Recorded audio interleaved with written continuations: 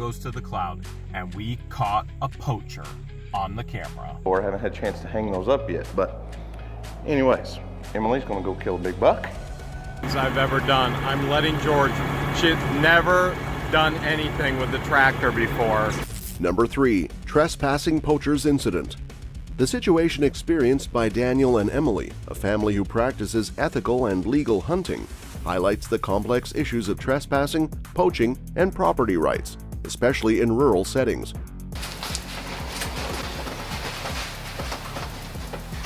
I dreamed those two guys would actually shoot at a deer on our property. I didn't think they were actually gonna do it.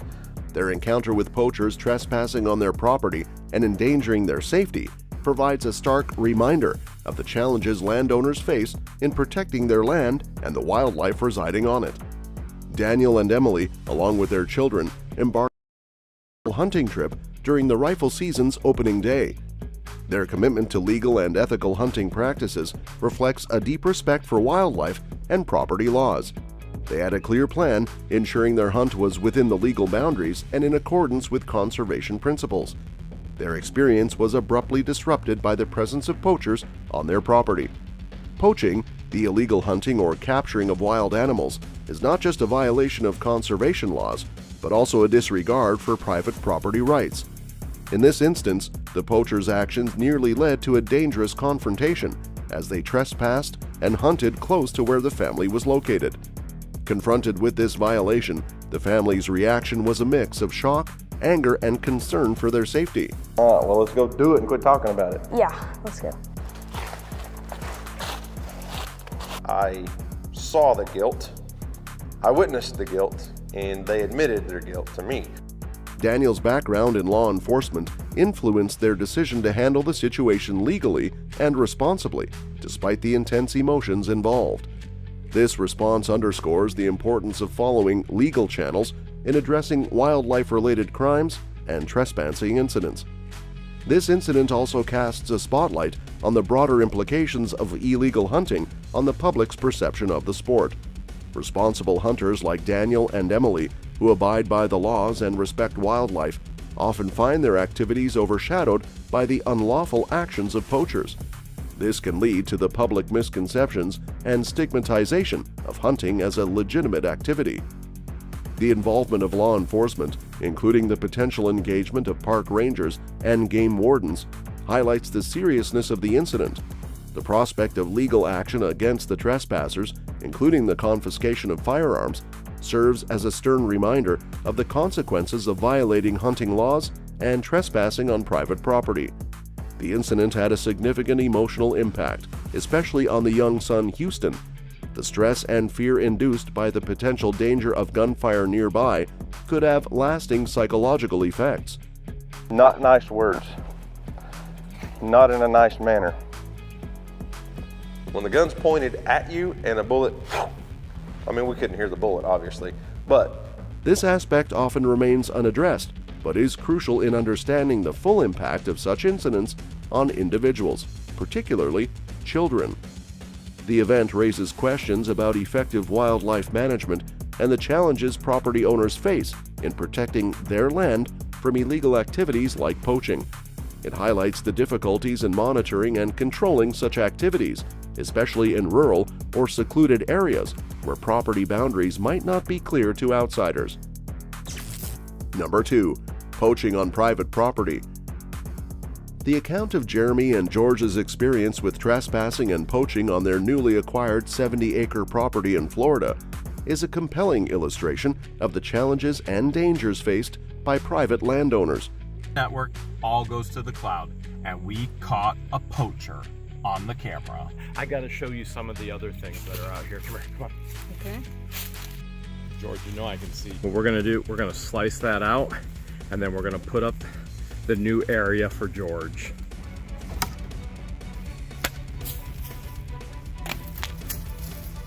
Their encounter with unauthorized individuals on their land who believed they had the right to trespass and poach underscores a broader issue of property rights and wildlife conservation. Jeremy and George purchased a vacant and abandoned 70-acre property in Florida to expand their business. Aware of its previous abandonment, they also understood that locals might be familiar with the property and potentially misuse it. To combat this, they installed cameras and signage across the property, clearly indicating that it was under surveillance. Despite these precautions, they encountered poachers on their land. Poaching is the illegal hunting or capturing of wild animals, and it is a serious offense, both ethically and legally. Poachers often target private properties, assuming they won't get caught, but Jeremy and George's surveillance system captured their activities. Now we've got a nice hangle-dangle. And George is making her palmetto. This is from this year. I would say absolutely it's from this year. And it's bolted on. Okay, it's time to get to work. I got something big planned. This isn't like Twisted, which by the way, the Twisted Iced Tea guy, my hometown, where I grew up, where I still own. Jeremy and George's approach to handling this issue was technologically driven. They installed a comprehensive network of cameras, some hidden and others visible, to deter trespassers and capture any illegal activities. This method showcases the increasing role of technology in property and wildlife protection. The cameras not only acted as a deterrent, but also provided evidence of any wrongdoing.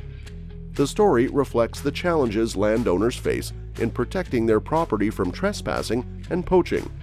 These activities not only violate the owner's rights, but also disrupt wildlife management and conservation efforts. Poachers often leave behind trash, disrupt the natural habitat, and can dangerously alter the balance of the ecosystem. From a legal standpoint, trespassers and poaching are significant offenses.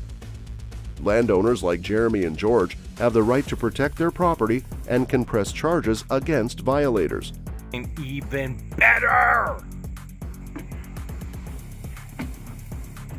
I've ever done. I'm letting George. She's never done anything with the tractor before. Really might be pretty cool for the evenings. It will be. Hanging out here on the Trust porch me, in the it will office. Ethically, poaching raises concerns about wildlife conservation and respect for nature. It is a destructive practice that threatens biodiversity and the balance of ecosystems. The incident also highlights the need for community awareness and education about property rights and wildlife conservation. Often, locals may not be fully aware of the ownership or the new restrictions on previously vacant lands. Educating the community about these changes can be an effective way to prevent trespassing and poaching. Number 1. Poaching incident. Daniel and Emily, experienced hunters, embarked on a lawful and ethical hunting expedition with their children during the rifle season's opening day. They had meticulously planned their hunt, adhering to wildlife and property laws, demonstrating a deep respect for ethical hunting practices.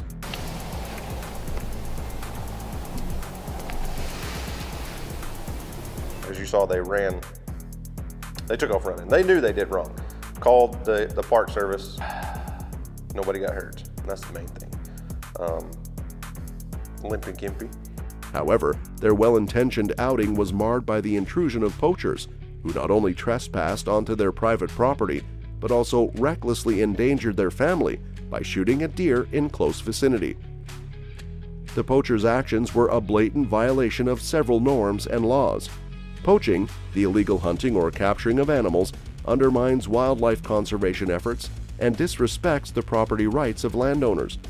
Furthermore, it poses a direct threat to public safety, especially when done near occupied areas or other hunters.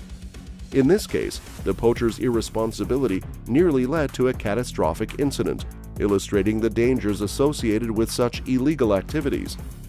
Confronted with this violation, Daniel and Emily's response was marked by shock, anger, and a heightened concern for their family's safety. Daniel, leveraging his law enforcement background, chose to address the situation through legal channels, reflecting a commitment to resolving the issue responsibly.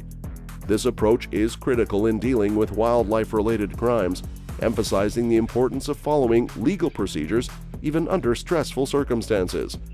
This episode brings to light the broader implications of illegal hunting practices on the public's perception of hunting. Responsible hunters, like Daniel and Emily, who follow legal and ethical guidelines, often find their sport's reputation tarnished by the actions of a few who choose to disregard the law. Anyways, hunting season, it's fun, right? 2 guys, that's a public hunting area.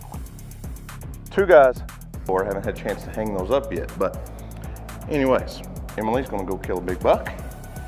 I don't know, it makes me believe.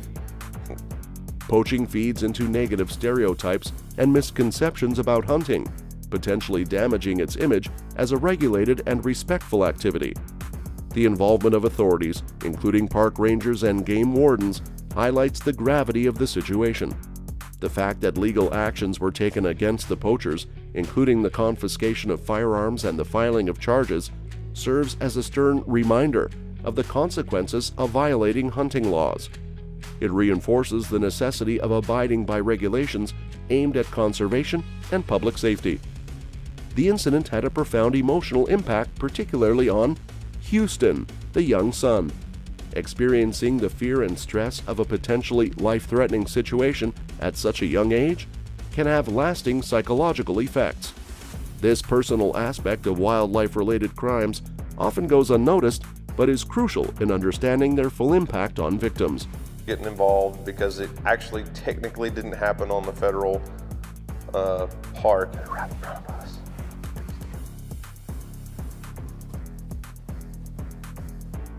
Has been in the field like 3 nights in a row. I saw him last night bow hunting and I just could not. Be trespassers. They're sneaking up on our deer trying to take a shot. This event also raises questions about the effectiveness of wildlife management and law enforcement in preventing illegal hunting activities. The challenges are particularly pronounced in areas bordering public lands, where jurisdictional confusion can complicate enforcement efforts. Adequate monitoring and control measures are essential to deter such illegal activities and ensure the safety of legal hunters and the local wildlife. That's all for this video, folks. See you next time.